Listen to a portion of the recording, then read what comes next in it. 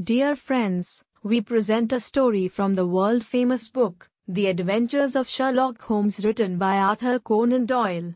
Note that this audiobook is not read by a human, but by text-to-speech software. Please enjoy the book and subscribe to the channel for more stories. Also feel free to comment and request stories. The Adventures of Sherlock Holmes, A Scandal in Bohemia. 1. To Sherlock Holmes, she's always the woman. I have seldom heard him mention her under any other name. In his eyes she eclipses and predominates the whole of her sex. It was not that he felt any emotion akin to love for Irene Adler. All emotions, and that one particularly, were abhorrent to his cold, precise but admirably balanced mind. He was, I take it, the most perfect reasoning and observing machine that the world has seen. But as a lover he would have placed himself in a false position.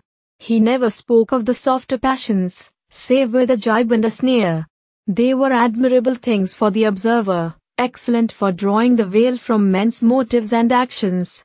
But for the trained reasoner to admit such intrusions into his own delicate and finely adjusted temperament was to introduce a distracting factor which might throw a doubt upon all his mental results. Grit in a sensitive instrument, or a crack in one of his own high-power lenses, would not be more disturbing than a strong emotion in a nature such as his. And yet there was but one woman to him, and that woman was the late Irene Adler, of dubious and questionable memory. I had seen little of Holmes lately. My marriage had drifted us away from each other. My own complete happiness, and the home-centered interests which rise up around the man who first finds himself master of his own establishment, were sufficient to absorb all my attention, while Holmes, who loathed every form of society with his whole Bohemian soul, remained in our lodgings in Baker Street, buried among his old books, and alternating from week to week between cocaine and ambition, the drowsiness of the drug, and the fierce energy of his own keen nature. He was still, as ever, deeply attracted by the study of crime, and occupied his immense faculties and extraordinary powers of observation in following out those clues, and clearing up those mysteries which had been abandoned as hopeless by the official police. From time to time I heard some vague account of his doings, of his summons to Odessa in the case of the Trip-off murder, of his clearing up of the singular tragedy of the Atkinson brothers at Trincomalee, and finally of the mission which he had accomplished so delicately and successfully for the reigning family of Holland. Beyond these signs of his activity, however, which I merely shared with all the readers of the daily press, I knew little of my former friend and companion. One night, it was on the 20th of March, 1888, I was returning from a journey to a patient, for I had now returned to civil practice, when my way led me through Baker Street. As I passed the well-remembered door, which must always be associated in my mind with my wooing, and with the dark incidents of the study in scarlet, I was seized with a keen desire to see Holmes again, and to know how he was employing his extraordinary powers. His rooms were brilliantly lit, and, even as I looked up, I saw his tall, spare figure pass twice in a dark silhouette against the blind. He was pacing the room swiftly, eagerly, with his head sunk upon his chest and his hands clasped behind him. To me, who knew his every mood and habit, his attitude and manner told their own story. He was at work again. He had risen out of his drug-created dreams and was hot upon the scent of some new problem. I rang the bell and was shown up to the chamber which had formerly been in part my own. His manner was not effusive. It seldom was, but he was glad, I think, to see me. With hardly a word spoken, but with a kindly eye, he waved me to an armchair, threw across his case of cigars, and indicated a spirit case and a gasogene in the corner. Then he stood before the fire and looked me over in his singular introspective fashion. "Wedlock suits you," he remarked. "I think, Watson, that you have put on 7.5 pounds since I saw you." 7. I answered. "Indeed, I should have thought a little more. Just a trifle more, I fancy, Watson. And in practice again, I observe." You did not tell me that you intended to go into harness. Then, how do you know? I see it, I deduce it. How do I know that you have been getting yourself very wet lately, and that you have a most clumsy and careless servant girl? My dear Holmes, said I, this is too much. You would certainly have been burned, had you lived a few centuries ago. It is true that I had a country walk on Thursday and came home in a dreadful mess, but as I have changed my clothes I can't imagine how you deduce it. As to Mary Jane, she is incorrigible, and my wife has given her notice, but there, again, I fail to see how you work it out. He chuckled to himself and rubbed his long, nervous hands together. It is simplicity itself, said he. My eyes tell me that on the inside of your left shoe, just where the firelight strikes it, the leather is scored by 6 almost parallel cuts. Obviously they have been caused by someone who has very carelessly scraped round the edges of the sole in order to remove crusted mud from it. Hence, you see, my double deduction that you had been out in vile weather, and that you had a particularly malignant boot-slitting specimen of the London slavey. As to your practice, if a gentleman walks into my room smelling of iodoform, with a black mark of nitrate of silver upon his right forefinger, and a bulge on the right side of his top hat to show where he has secreted his stethoscope, I must be dull, indeed, if I do not pronounce him to be an active member of the medical profession. I could not help laughing at the ease with which he explained his process of deduction. When I hear you give your reasons, I remarked, the thing always appears to me to be so ridiculously simple that I could easily do it myself, though at each successive instance of your reasoning I am baffled until you explain your process. And yet I believe that my eyes are as good as yours. Quite so, he answered, lighting a cigarette, and throwing himself down into an armchair. You see, but you do not observe. The distinction is clear. For example, you have frequently seen the steps which lead up from the hall to this room. Frequently. How often? Well, some hundreds of times. Then how many are there? How many? I don't know. Quite so. You have not observed. And yet you have seen. That is just my point. Now, I know that there are 17 steps, because I have both seen and observed. By the way, since you are interested in these little problems, and since you are good enough to chronicle one or two of my trifling experiences, you may be interested in this. He threw over a sheet of thick, pink-tinted notepaper which had been lying open upon the table. It came by the last post, said he. Read it aloud. The note was undated, and without either signature or address. They will call upon you tonight, at 7:15, it said, a gentleman who desires to consult you upon a matter of the very deepest moment. Your recent services to one of the royal houses of Europe have shown that you are one who may safely be trusted with matters which are of an importance which can hardly be exaggerated. This account of you we have from all quarters received. Be in your chamber then at that hour, and do not take it amiss if your visitor wear a mask. This is indeed a mystery, I remarked. What do you imagine that it means? I have no data yet. It is a capital mistake to theorize before one has data. Insensibly one begins to twist facts to suit theories, instead of theories to suit facts. But the note itself, what do you deduce from it? I carefully examined the writing, and the paper upon which it was written. The man who wrote it was presumably well-to-do, I remarked, endeavoring to imitate my companion's processes. Such paper could not be bought under £0.50 a packet. It is peculiarly strong and stiff. Peculiar, that is the very word, said Holmes. It is not an English paper at all. Hold it up to the light. I did so, and saw a large E with a small g, a P, and a large G with a small t woven into the texture of the paper. What do you make of that? Asked Holmes. The name of the maker, no doubt, or his monogram, rather. Not at all. The G with the small t stands for Gesellschaft, which is the German for company. It is a customary contraction like ACO. P, of course, stands for papier. Now for the egg. Let us glance at our Continental Gazetteer. He took down a heavy brown volume from his shelves. Egglo, Eglinitz, here we are, Egria. It is in a German-speaking country, in Bohemia, not far from Carlsbad. Remarkable as being the scene of the death of Wallenstein, and for its numerous glass factories and paper mills. Ha, ha, my boy, what do you make of that? His eyes sparkled, and he sent up a great blue triumphant cloud from his cigarette. The paper was made in Bohemia, I said. Precisely. And the man who wrote the note is a German.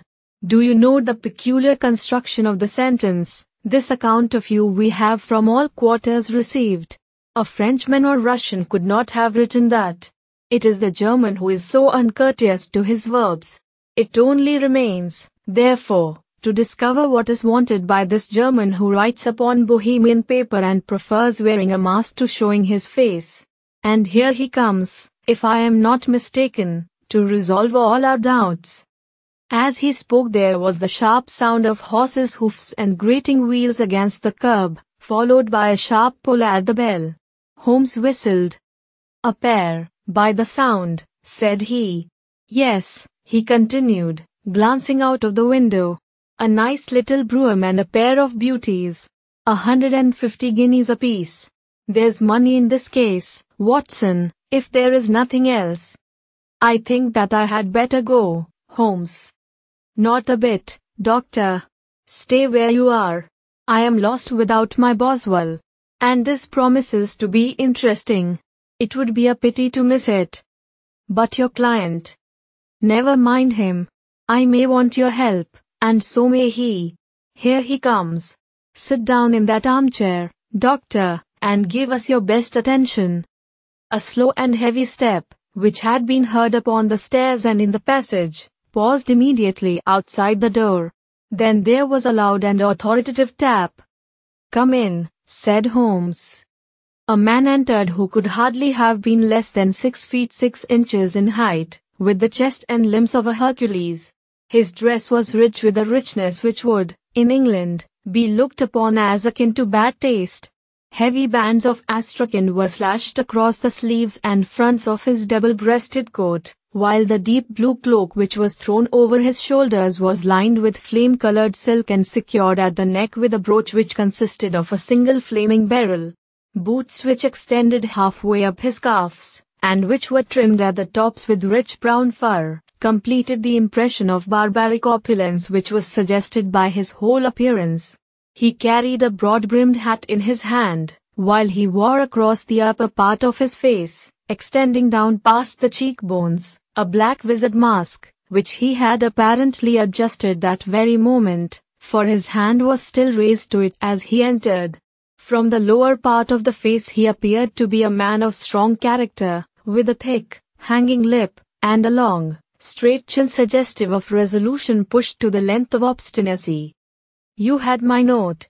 He asked with a deep harsh voice and a strongly marked German accent. I told you that I would call. He looked from one to the other of us, as if uncertain which to address. Pray take a seat, said Holmes. This is my friend and colleague, Dr. Watson, who is occasionally good enough to help me in my cases. Whom have I the honor to address? You may address me as the Count von Krom, a Bohemian nobleman. I understand that this gentleman, your friend, is a man of honor and discretion, whom I may trust with a matter of the most extreme importance. If not, I should much prefer to communicate with you alone. I rose to go, but Holmes caught me by the wrist and pushed me back into my chair. It is both, or none, said he. You may say before this gentleman anything which you may say to me. The Count shrugged his broad shoulders. Then I must begin, said he, by binding you both to absolute secrecy for 2 years. At the end of that time the matter will be of no importance. At present it is not too much to say that it is of such weight it may have an influence upon European history. I promise, said Holmes. And I.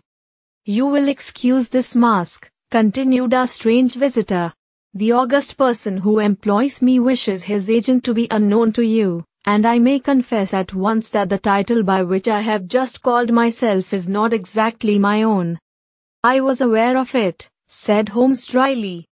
The circumstances are of great delicacy, and every precaution has to be taken to quench what might grow to be an immense scandal and seriously compromise one of the reigning families of Europe. To speak plainly, the matter implicates the great house of Ormstein, hereditary kings of Bohemia. I was also aware of that, murmured Holmes, settling himself down in his armchair and closing his eyes.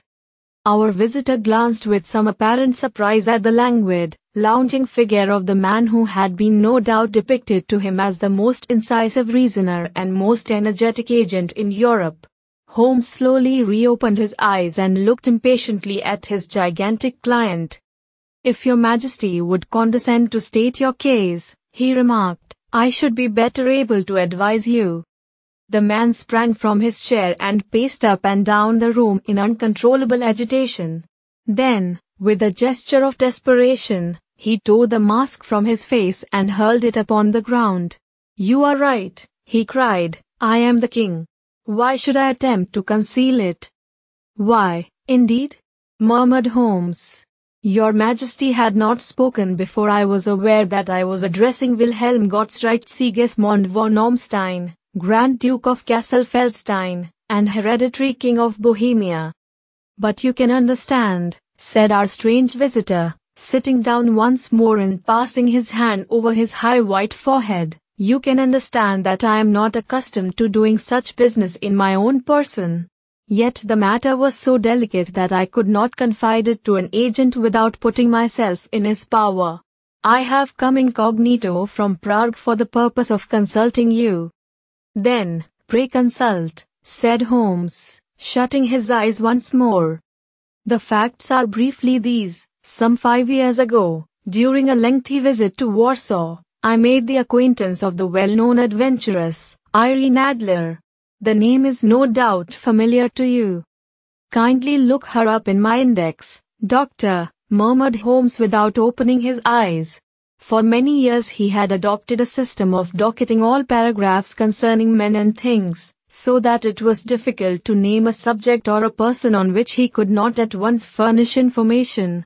In this case I found her biography sandwiched in between that of a Hebrew rabbi and that of a staff commander who had written a monograph upon the deep-sea fishes. "Let me see," said Holmes.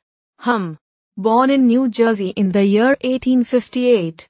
Contralto, La Scala, Prima donna Imperial Opera of Warsaw, yes. Retired from operatic stage, Living in London, quite so. Your Majesty, as I understand, became entangled with this young person, wrote her some compromising letters, and is now desirous of getting those letters back." "Precisely so. But how? Was there a secret marriage?" "None." "No legal papers or certificates?" "None." "Then I fail to follow your Majesty. If this young person should produce her letters for blackmailing or other purposes, how is she to prove their authenticity?" "There is the writing." Pooh. Forgery." "My private note paper." "Stolen." "My own seal." "Imitated." "My photograph." "Bought." "We were both in the photograph." "Oh, dear. That is very bad. Your Majesty has indeed committed an indiscretion." "I was mad, insane." "You have compromised yourself seriously." "I was only Crown Prince then. I was young. I am but 30 now. It must be recovered."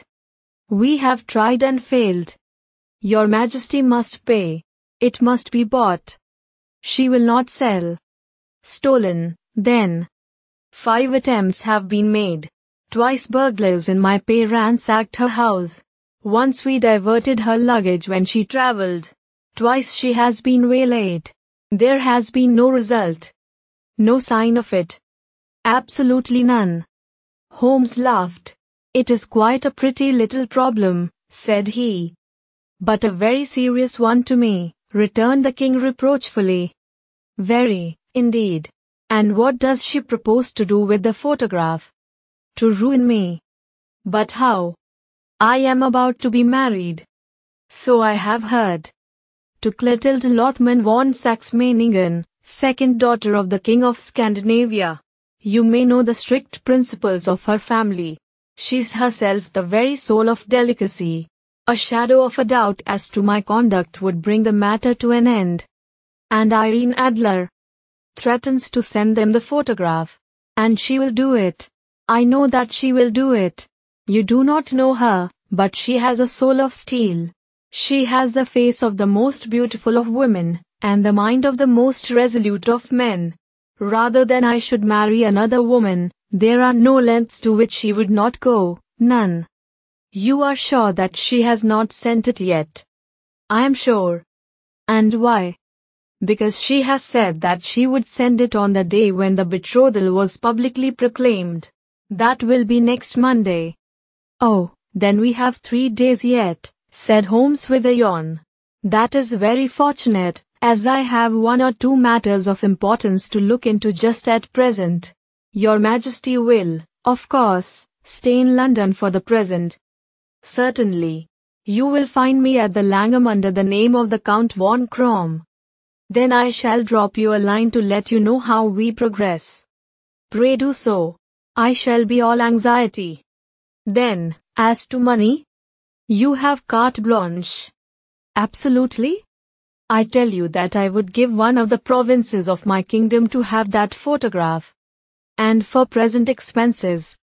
The king took a heavy chamois leather bag from under his cloak and laid it on the table.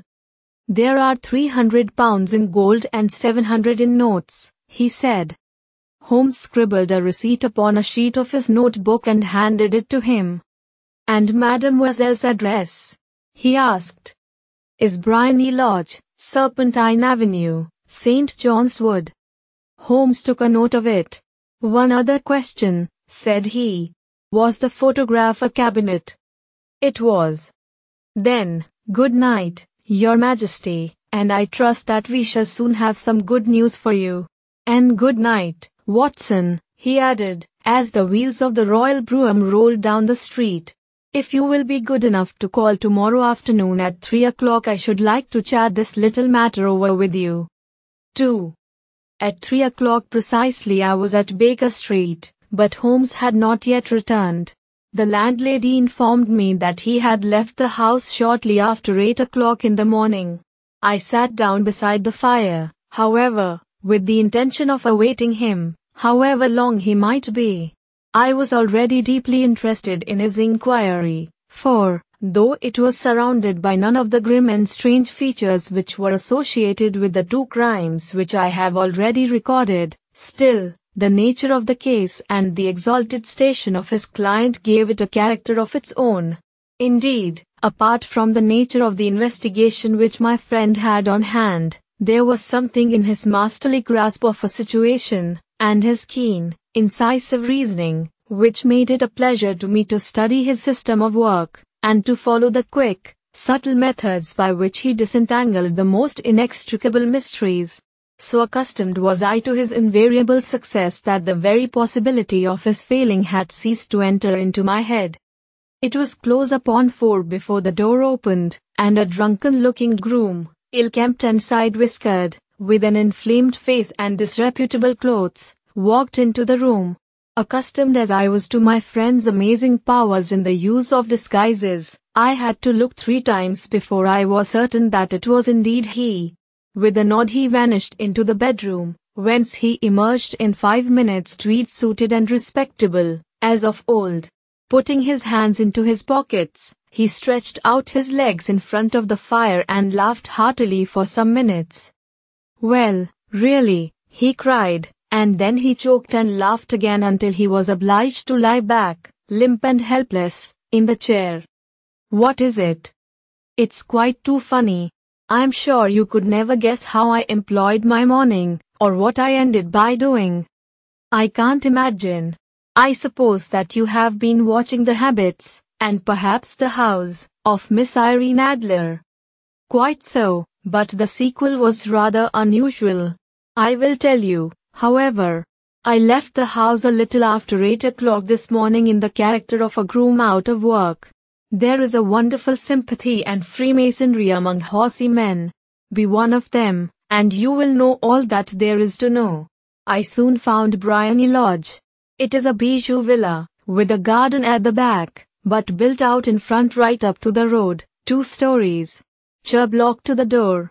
Large sitting room on the right side, well furnished, with long windows almost to the floor, and those preposterous English window fasteners which a child could open. Behind there was nothing remarkable, save that the passage window could be reached from the top of the coach house. I walked round it and examined it closely from every point of view, but without noting anything else of interest. I then lounged down the street and found, as I expected, that there was a mews in a lane which runs down by one wall of the garden.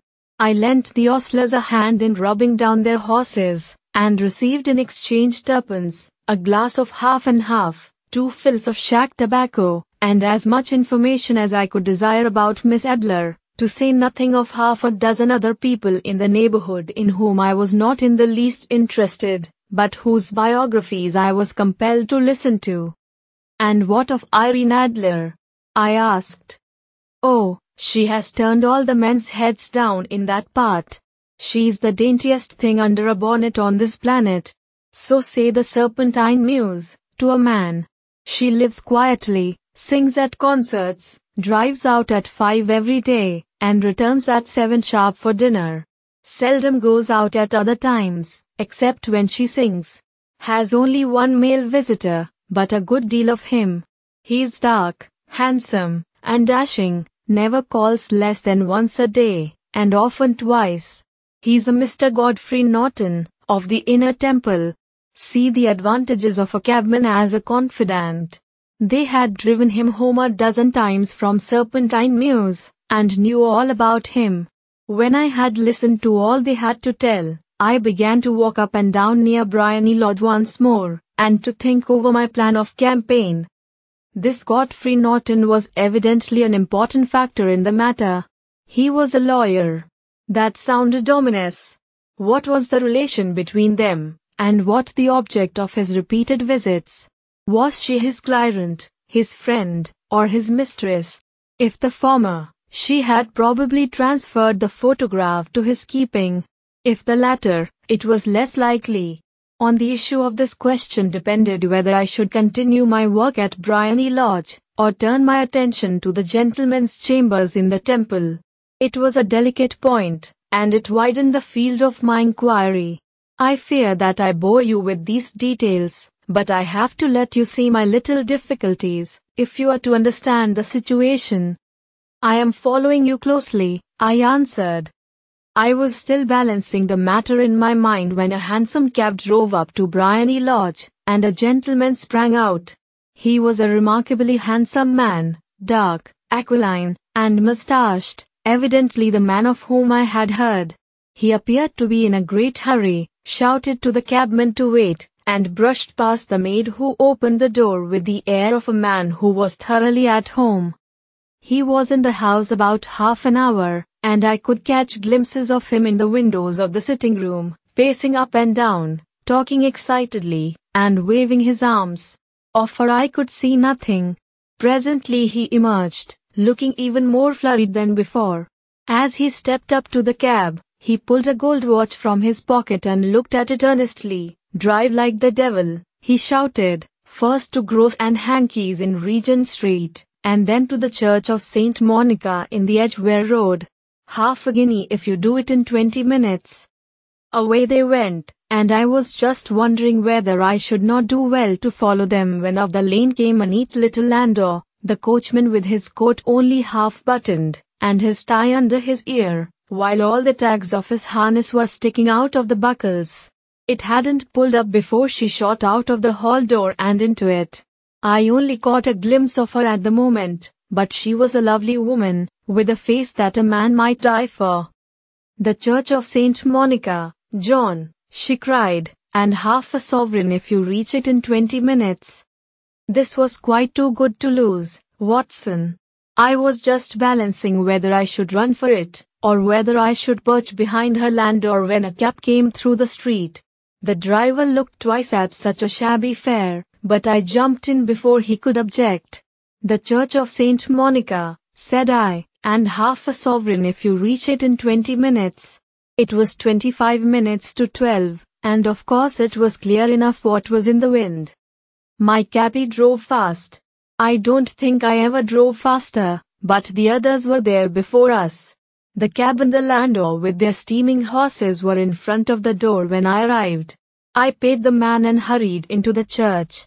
There was not a soul there save the two whom I had followed and a surpliced clergyman, who seemed to be expostulating with them. They were all three standing in a knot in front of the altar. I lounged up the side aisle like any other idler who has dropped into a church.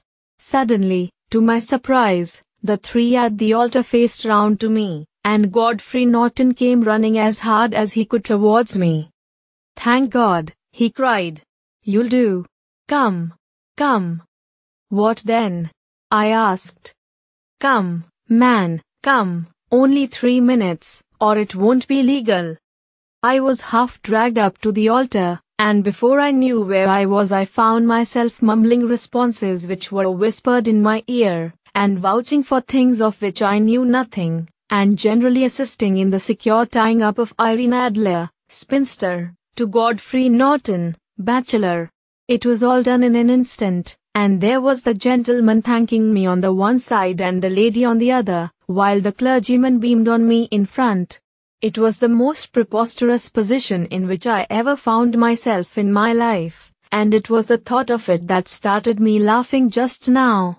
It seems that there had been some informality about their license, that the clergyman absolutely refused to marry them without a witness of some sort, and that my lucky appearance saved the bridegroom from having to sally out into the streets in search of a best man.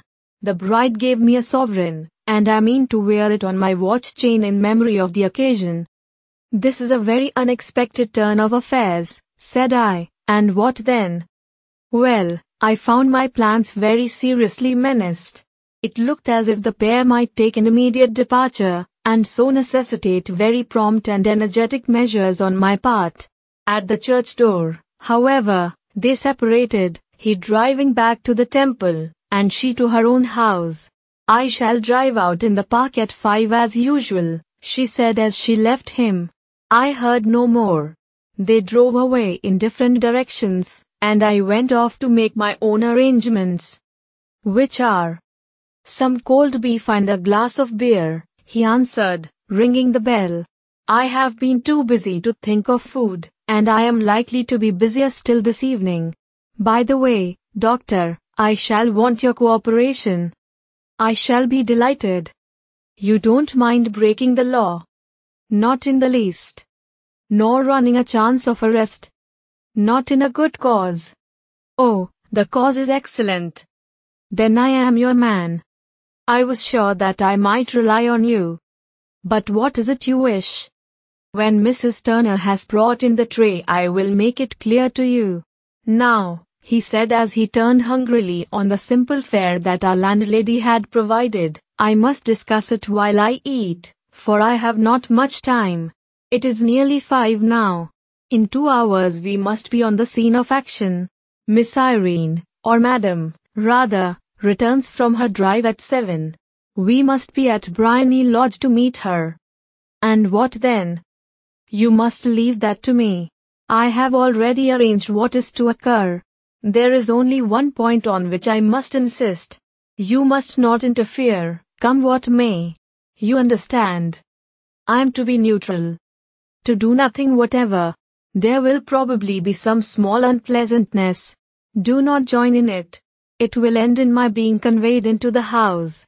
4 or 5 minutes afterwards the sitting room window will open. You are to station yourself close to that open window." "Yes." "You are to watch me, for I will be visible to you." "Yes." "And when I raise my hand, so, you will throw into the room what I give you to throw, and will, at the same time, raise the cry of fire. You quite follow me?" Entirely. It is nothing very formidable, he said, taking a long cigar-shaped roll from his pocket. It is an ordinary plumber's smoke rocket, fitted with a cap at either end to make it self-lighting. Your task is confined to that. When you raise your cry of fire, it will be taken up by quite a number of people. You may then walk to the end of the street, and I will rejoin you in 10 minutes. I hope that I have made myself clear. I am to remain neutral, to get near the window, to watch you, and at the signal to throw in this object, then to raise the cry of fire, and to wait you at the corner of the street. Precisely. Then you may entirely rely on me. That is excellent. I think, perhaps, it is almost time that I prepare for the new role I have to play. He disappeared into his bedroom and returned in a few minutes in the character of an amiable and simple-minded nonconformist clergyman. His broad black hat, his baggy trousers, his white tie, his sympathetic smile, and general look of peering and benevolent curiosity were such as Mr. John Hare alone could have equalled. It was not merely that Holmes changed his costume. His expression, his manner, his very soul seemed to vary with every fresh part that he assumed. The stage lost a fine actor, even as science lost an acute reasoner, when he became a specialist in crime. It was 6:15 when we left Baker Street, and it still wanted 10 minutes to the hour when we found ourselves in Serpentine Avenue. It was already dusk, and the lamps were just being lighted as we paced up and down in front of Briony Lodge, waiting for the coming of its occupant. The house was just such as I had pictured it from Sherlock Holmes' succinct description, but the locality appeared to be less private than I expected. On the contrary, for a small street in a quiet neighborhood, it was remarkably animated. There was a group of shabbily dressed men smoking and laughing in a corner, a scissors grinder with his wheel, 2 guardsmen who were flirting with a nurse girl, and several well-dressed young men who were lounging up and down with cigars in their mouths. "You see," remarked Holmes, as we paced to and fro in front of the house, "this marriage rather simplifies matters. The photograph becomes a double-edged weapon now. The chances are that she would be as averse to its being seen by Mr. Godfrey Norton, as our client is to its coming to the eyes of his princess. Now the question is, where are we to find the photograph?" "Where, indeed? It is most unlikely that she carries it about with her. It is cabinet size, too large for easy concealment about a woman's dress.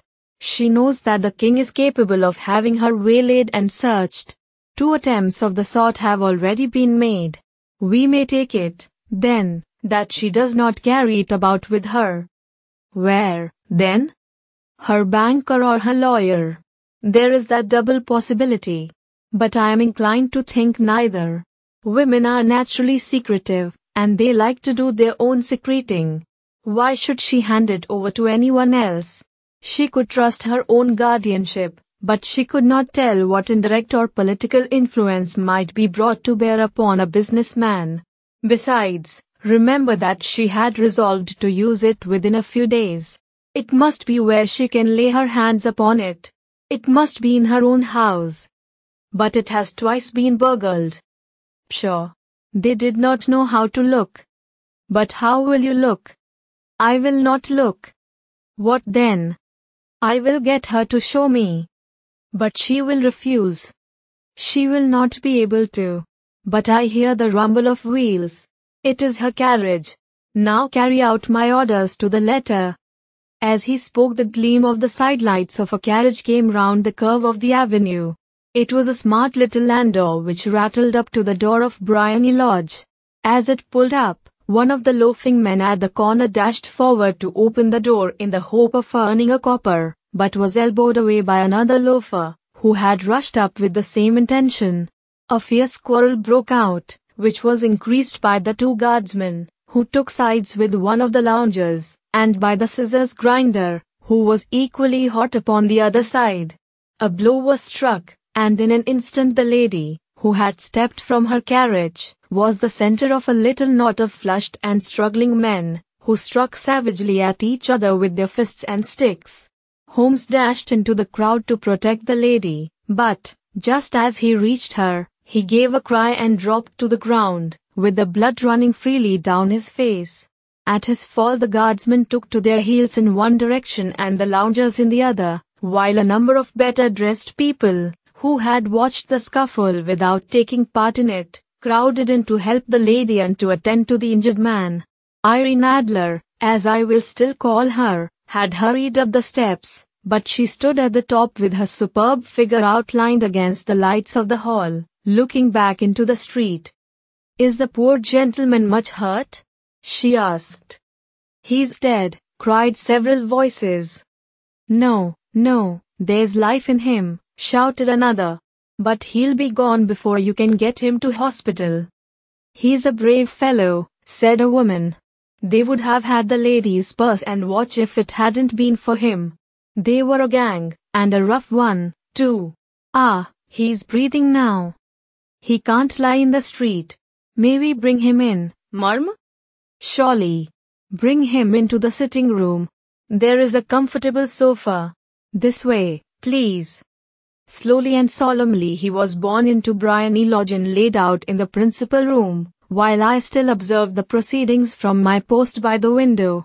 The lamps had been lit, but the blinds had not been drawn, so that I could see Holmes as he lay upon the couch. I do not know whether he was seized with compunction at that moment for the part he was playing, but I know that I never felt more heartily ashamed of myself in my life than when I saw the beautiful creature against whom I was conspiring, or the grace and kindliness with which she waited upon the injured man. And yet it would be the blackest treachery to Holmes to draw back now from the part which he had entrusted to me. I hardened my heart, and took the smoke rocket from under my ulster. After all, I thought, we are not injuring her. We are but preventing her from injuring another. Holmes had sat up upon the couch, and I saw him motion like a man who is in need of air. A maid rushed across and threw open the window.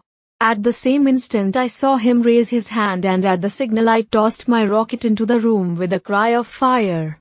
The word was no sooner out of my mouth than the whole crowd of spectators, well-dressed and ill, gentlemen, ostlers, and servant maids, joined in a general shriek of fire. Thick clouds of smoke curled through the room and out at the open window. I caught a glimpse of rushing figures, and a moment later the voice of Holmes from within assuring them that it was a false alarm. Slipping through the shouting crowd I made my way to the corner of the street, and in 10 minutes was rejoiced to find my friend's arm in mine, and to get away from the scene of uproar. He walked swiftly and in silence for some few minutes until we had turned down one of the quiet streets which lead towards the Edgware Road. "You did it very nicely, Doctor," he remarked. "Nothing could have been better. It is all right. You have the photograph?" "I know where it is." "And how did you find out?" "She showed me, as I told you she would." "I'm still in the dark." "I do not wish to make a mystery," said he, laughing. "The matter was perfectly simple. You, of course, saw that everyone in the street was an accomplice. They were all engaged for the evening." "I guessed as much." "Then, when the row broke out, I had a little moist red paint in the palm of my hand. I rushed forward, fell down, clapped my hand to my face, and became a piteous spectacle. It is an old trick. That also I could fathom. Then they carried me in. She was bound to have me in. What else could she do? And into her sitting room, which was the very room which I suspected. It lay between that and her bedroom, and I was determined to see which. They laid me on a couch. I motioned for air. They were compelled to open the window, and you had your chance. How did that help you?" "It was all important. When a woman thinks that her house is on fire, her instinct is at once to rush to the thing which she values most. It is a perfectly overpowering impulse, and I have more than once taken advantage of it. In the case of the Darlington substitution scandal it was of use to me, and also in the Arnsworth Castle business. A married woman grabs at her baby, an unmarried one reaches for her jewel box. Now it was clear to me that Our Lady of today had nothing in the house more precious to her than what we are in quest of. She would rush to secure it. The alarm of fire was admirably done. The smoke and shouting were enough to shake nerves of steel. She responded beautifully. The photograph is in a recess behind a sliding panel just above the right bell pull. She was there in an instant, and I caught a glimpse of it as she half drew it out. When I cried out that it was a false alarm, she replaced it, glanced at the rocket, rushed from the room, and I have not seen her since. I rose, and, making my excuses, escaped from the house. I hesitated whether to attempt to secure the photograph at once, but the coachman had come in, and as he was watching me narrowly, it seemed safer to wait. A little over-precipitance may ruin all. And now? I asked. Our quest is practically finished. I shall call with the king tomorrow, and with you, if you care to come with us. We will be shown into the sitting room to wait for the lady, but it is probable that when she comes she may find neither us nor the photograph. It might be a satisfaction to His Majesty to regain it with his own hands. And when will you call? At 8 in the morning. She will not be up, so that we shall have a clear field. Besides, we must be prompt, for this marriage may mean a complete change in her life and habits. I must wire to the king without delay. We had reached Baker Street and had stopped at the door. He was searching his pockets for the key when someone passing said, "Good night, Mr. Sherlock Holmes." There were several people on the pavement at the time, but the greeting appeared to come from a slim youth in an ulster who had hurried by. "I've heard that voice before," said Holmes, staring down the dimly lit street. "Now, I wonder who the deuce that could have been." 3. I slept at Baker Street that night, and we were engaged upon our toast and coffee in the morning when the King of Bohemia rushed into the room. "You have really got it," he cried, grasping Sherlock Holmes by either shoulder and looking eagerly into his face. "Not yet. But you have hopes." "I have hopes." "Then, come. I'm all impatience to be gone." "We must have a cab." "No, my brougham is waiting."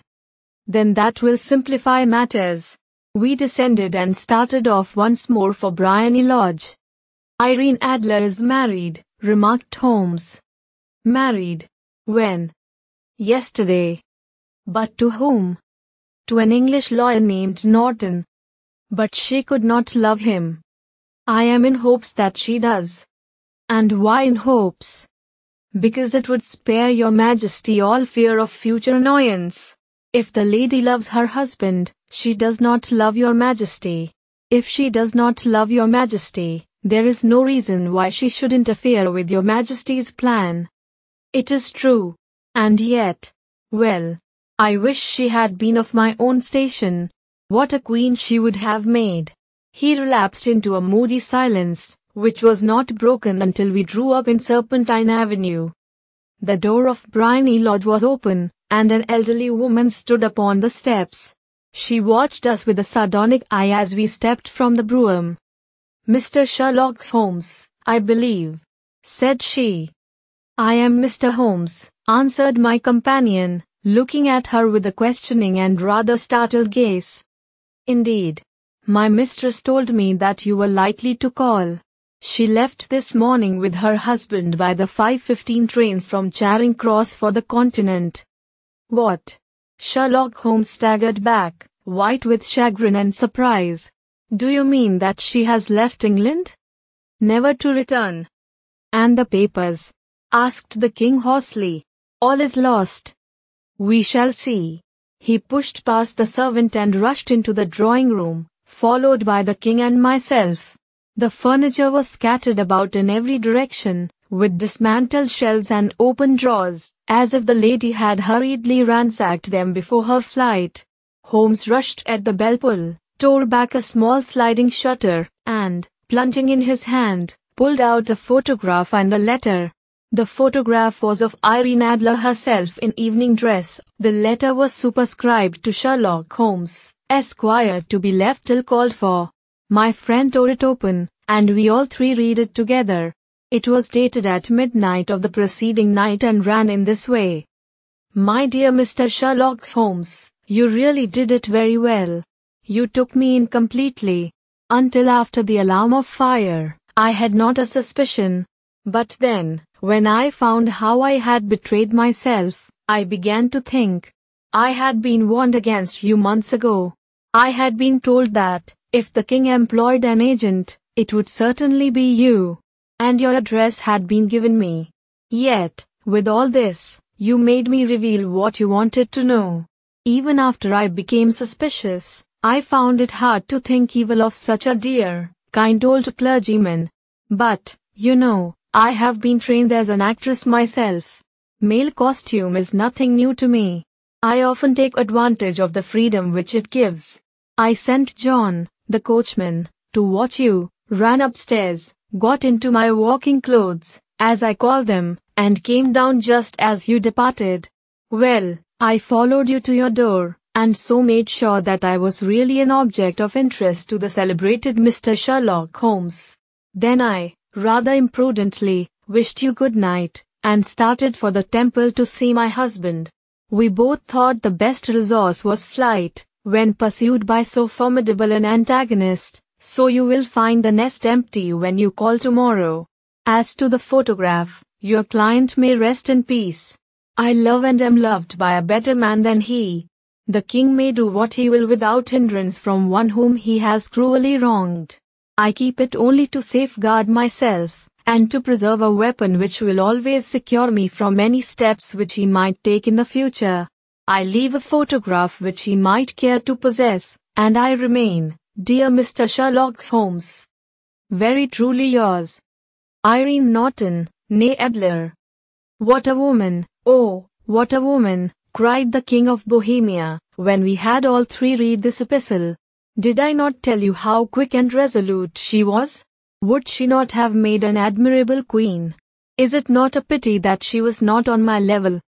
From what I have seen of the lady, she seems, indeed, to be on a very different level to your Majesty, said Holmes coldly. I am sorry that I have not been able to bring your Majesty's business to a more successful conclusion. On the contrary, my dear sir, cried the king, nothing could be more successful. I know that her word is inviolate. The photograph is now as safe as if it were in the fire. I am glad to hear your Majesty say so. I am immensely indebted to you. Pray tell me in what way I can reward you. This ring, he slipped an emerald snake ring from his finger and held it out upon the palm of his hand. Your Majesty has something which I should value even more highly, said Holmes. You have but to name it. This photograph. The king stared at him in amazement.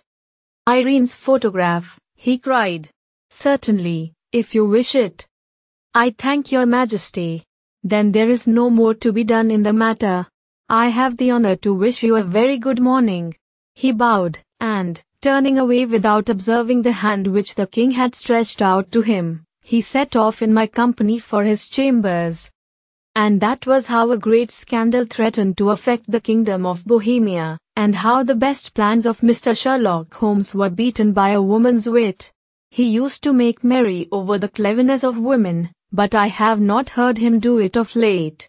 And when he speaks of Irene Adler, or when he refers to her photograph, it is always under the honorable title of the woman.